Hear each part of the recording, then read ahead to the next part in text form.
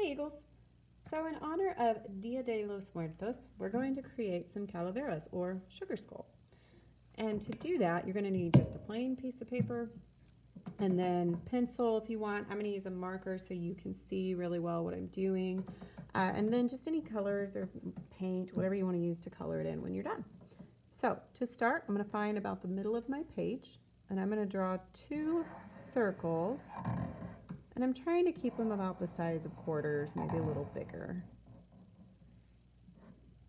And then I'm going to turn my paper over. Since it wasn't quite in the middle and the eyes were a little further up, I want to turn my paper over. And I'm going to draw just a basic heart. So however you draw hearts is fine, but we're going to draw a heart.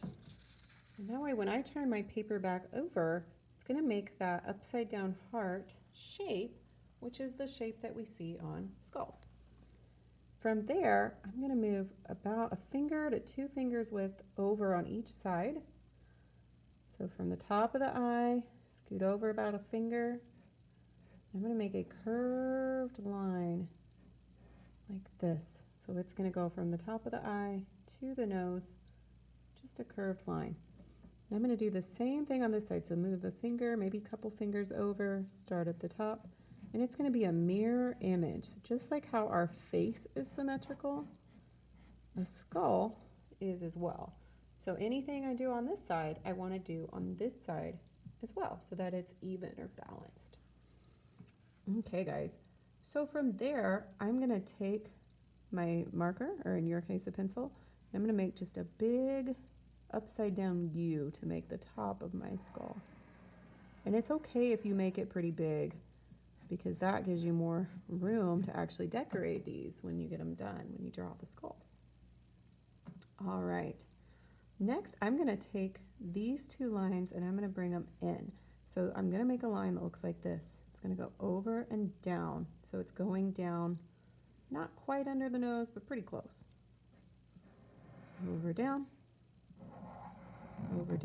just like that. And then I'm going to make another big U that goes from the outside of the eye over to the other outside of the eye.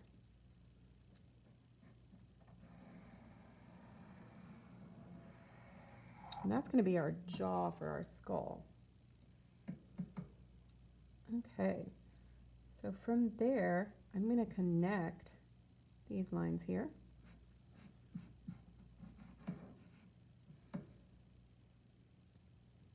And then I'm going to make a line that looks like a J, and on this side an L, that just kind of connects that shape all together. So we're almost done with our skull. The only thing we have left to do is make some teeth. So a really easy way to do that, find the middle of this line right here, and you're going to put a vertical line. And then I'm going to put 2 vertical lines on either side of it. And I usually make mine a little smaller because our front teeth tend to be a little bigger than the rest. Now we're getting somewhere. From there, I'm going to, in the top, make upside down U's to connect those lines together, those teeth. On the bottom, I'm going to do the same thing, but instead of upside down, they're right side up. And guys, that's your skull. So that's the basic skull shape you need for the sugar skull. Now, if you look at the choice board, you have a picture you can upload that has tons of different sugar skull design ideas. These actually came from Deep Space Sparkle. It's one of their free downloads, but I thought it worked really well for our project. A lot of times with sugar skulls, you're going to see lots and lots of flowers, especially marigolds. You're also going to see diamond shapes, and then lots of just dots and, you know, this kind of paisley design, web designs. So you can be as creative as you want, but that sheet is there to kind of help you if you need some ideas. Now, one of the most common designs is to have a flower in the eyes. So I'm going to go ahead and make just my own flower design coming in the eyes, like so.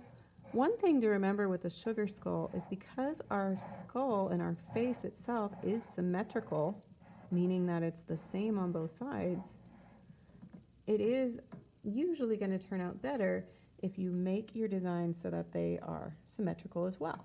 That means that if I do it on one side, so let's say I want to put a big old flower on this side, or part of a flower, I probably want to have a flower, if not on the exact same side, on the other side. I might want to put one that's at least similar. Now, traditionally, a Calaveras is decorated to look like a person that's passed away. So you are welcome to design it so it looks like a specific person.